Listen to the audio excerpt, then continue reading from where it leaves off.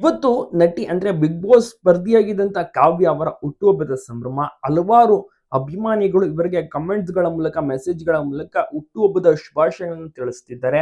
ಹಲವಾರು ಮಂದಿ ಕಾಲ್ ಮಾಡಿ ವಿಶ್ ಮಾಡಿದ್ದಾರೆ. ಇನ್ನ ಗಿಲ್ಲಿ ನಟ ಅವರು ಸಹ ಹುಟ್ಟುಹಬ್ಬದ ದಿವಸ ಕಾಲ್ ಮಾಡಿ ವಿಶ್ ಮಾಡಿದ್ದಾರೆ. ಹಲವಾರು ಒಂದು 4-5 ಫಂಕ್ಷನ್ ಈವೆಂಟ್ಸ್ ಗಳಲ್ಲಿ ಗಿಲ್ಲಿ ಮತ್ತೆ ಕಾವ್ಯ ಒಟ್ಟಿಗೆ ಕಾಣಿಸ್ಕೊಂಡಿದ್ದಾರೆ. ಸೊ ಒಟ್ಟಿಗೆ ಎಲ್ಲರೂ ಕೂಡ ನೋಡಿ ಖುಷಿ ಪಟ್ಟಿದ್ದಾರೆ. ಈ ಒಂದು ಜೋಡಿ ಒಟ್ಟಿಗೆ ಕಾಣಿಸ್ಕೊಂಡಂತ ಟೈಮ್ ನಲ್ಲಿ ಅಣ್ಣ ಅತ್ತಿಗೆ ಅಂತ ಸಹ ಕರೆದಿದ್ದು ಉಂಟು.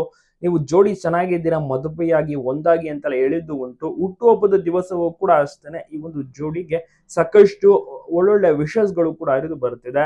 ಮದುವೆ ಆದ್ರೆ ಚೆನ್ನಾಗಿರುತ್ತೆ ಅಂತ ಅಭಿಮಾನಿಗಳು ಆಸೆ ಪಡ್ತಾರೆ. ಬಟ್ ಕಾವ್ಯ ಅವರು ಹೇಳುವಂತದ್ದು ನಾವು ಕೇವಲ ಸ್ನೇಹಿತರು ಅಂತ. ಜನರು ಆಸೆ ಪಡ್ತಾ ಇರೋದು ಈ ಜೋಡಿ ಒಂದಾಗ್ಲಿ ಅಂತ.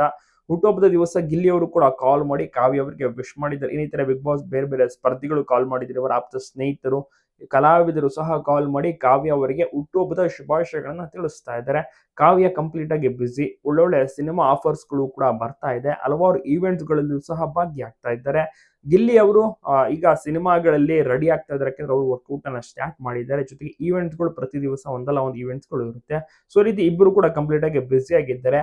3-4 ಈವೆಂಟ್ಸ್ ಗಳಲ್ಲಿ ಮಾತ್ರ ಇಬ್ರು ಒಟ್ಟಿಗೆ ಕಾಣಿಸ್ಕೊಂಡಿದ್ರು. ಸೊ ಆಗ ಜನರು ನೋಡಿ ಖುಷಿ ಪಟ್ಟಿದ್ರು.